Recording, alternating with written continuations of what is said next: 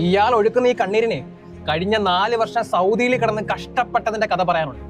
കഴിഞ്ഞ 4 വർഷം റൊണാൾഡോ എന്ന് പറഞ്ഞ ഈ ഒരു മനുഷ്യനേറ്റ തോൽവികളുടെ കഥ പറയാനുണ്ട്. ക്രിസ്റ്റിയാനോ റൊണാൾഡോ എന്ന് പറയുന്ന ഒരു ഫുട്ബോളർ കഴിഞ്ഞ 4 വർഷം നേരിട്ട അപമാനത്തിന്റെയും പരിഹാസത്തിന്റെയും കഥ പറയാനുണ്ട്. പക്ഷെ ഈ കണ്ണുനീര് അയാളുടെ കഷ്ടപ്പാടുകളിലും അപമാനങ്ങളിലും തോൽവികളിലും അയാൾ കരഞ്ഞു നീർത്ത സങ്കടക്കണ്ണുനീരല്ല, മറിച്ച് 4 വർഷം മുമ്പ് സൗദിയിൽ വന്നിട്ട് അയാൾ ലക്ഷ്യമിട്ട ഒരു ടാർഗറ്റ്, ഒരു ലക്ഷ്യം, സൗദി പ്രോ ലീഗ് അൽ നസറിനായി വിജയിക്കുക എന്നുള്ളത്.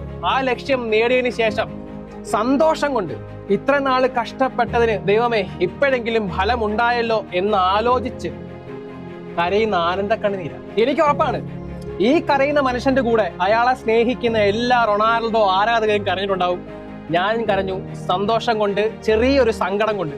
സങ്കടം എന്ന് വെച്ച് കഴിഞ്ഞാൽ അത്രത്തോളം കഷ്ടപ്പെട്ടിട്ടാണ് ഈ ഒരു ലീഗ് കിരീടം റൊണാൾഡോ സ്വന്തമാക്കി. അത്രത്തോളം തോൽവികൾ ഏറ്റിട്ടാണ് ഈ ഒരു ലീഗ് കിരീടം റൊണാൾഡോ സ്വന്തമാക്കി. അത്രത്തോളം അപമാനങ്ങൾ ഏറ്റിട്ടാണ് ജീവിതത്തിൽ, അല്ലെങ്കിൽ ഈ കരിയറിൽ തന്നെ, റൊണാൾഡോയുടെ കരിയറിൽ തന്നെ ഇത്രത്തോളം ബുദ്ധിമുട്ടി ഒരു ലീഗ് കിരീടം നേടുന്നത് ഇതാദ്യമായിരിക്കും. അതുകൊണ്ട് തന്നെ ഇതിനൊരു പ്രത്യേക സുഖമുണ്ട്.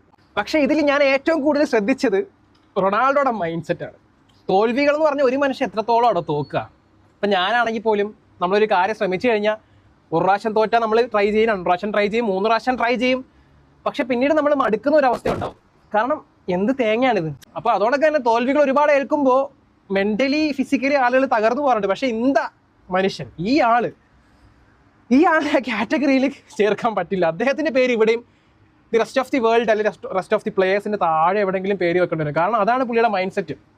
ഈവൻ കഴിഞ്ഞ ആഴ്ച പോലും സൗദി പ്രോ ലീഗ് നമ്മൾ അടിക്കുമെന്ന് വിചാരിച്ച് അൽ ഹിലാലിനെതിരെ കളിച്ച് പൊട്ടിയപ്പോഴും അദ്ദേഹം കരയുന്നത് നമ്മൾ കണ്ടു. എന്താണ് ഞാൻ ഇനി ചെയ്യുക? കാരണം അവസാനം ആ രീതിയിലാണ് തോറ്റത്. അതിനുശേഷം ഏഷ്യൻ ചാമ്പ്യൻസ് ലീഗ് 2 അതിന്റെ ഫൈനലിൽ പോയിട്ട് പൊട്ടുക, ഇത്രയും അതപ്പതിച്ചു പോയതിനു ശേഷം അവിടുന്ന് ഒരു ഫീനിക്സ് പക്ഷിയെ പോലും ഉയർത്തെഴുന്നേറ്റ് വരിക എന്നൊക്കെ പറഞ്ഞു കഴിഞ്ഞാൽ അത് ലോകത്തിന് എല്ലാവർക്കും ഒരു വലിയ മോട്ടിവേഷൻ. എനിക്ക് ഭയങ്കര മോട്ടിവേഷനായി. കാരണം എങ്ങനെയാണോ ഈ മനുഷ്യൻ, ഒരു വീഡിയോ ഞാൻ കാണുന്നുണ്ടായിരുന്നു, ഏതോ ഒരു സൂപ്പർ കപ്പ് എന്തോ തോറ്റ സമയത്ത് റൊണാൾഡോ പറയണം നമുക്ക് ലീഗ് ജയിക്കാം, ഇത് പോട്ടെ, ഇറ്റ്സ് ഡൺ, അത് കഴിഞ്ഞു, നമുക്ക് ഇനി അടുത്തതിലേക്ക് പോകുന്നത്. എന്തൊരു മൈൻഡ് സെറ്റാണ് പുള്ളിയുടെ. പക്ഷേ ചില കാര്യങ്ങൾ അങ്ങനെ സ്ഥിരമാകണമെങ്കിൽ കുറച്ച് സമയം എടുക്കും.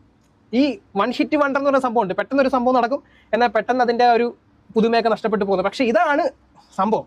ബേസ് ചെയ്യാൻ തുടങ്ങി ബിൽഡ് ചെയ്ത് അതിനെ ഹൈയിൽ കൊണ്ടുവരും. ഇനി അൽ നസർ എന്ന് പറഞ്ഞൊരു ടീം താഴേക്ക് പോകാൻ സാധ്യത കുറവാണ്. കാരണം അതിൻ്റെ ബേസ് അടിപൊളിയാണ്. കാരണം ബേസ് അത്രയ്ക്ക് സെറ്റായിട്ടാണ് വന്നിരിക്കുന്നത്. അപ്പോൾ അതാണ് പറയാനുള്ളത്. അപ്പോൾ എന്തായാലും ഞാൻ ഹാപ്പിയാണ്. റൊണാൾഡോ ആരാധകരെ സന്തോഷിക്കുക. ഇനി അടുത്തത് വേൾഡ് കപ്പാണ്. എനിക്ക് ഉറപ്പാണ് വേൾഡ് കപ്പ് അടിക്കും. നിങ്ങൾ കണ്ടോ?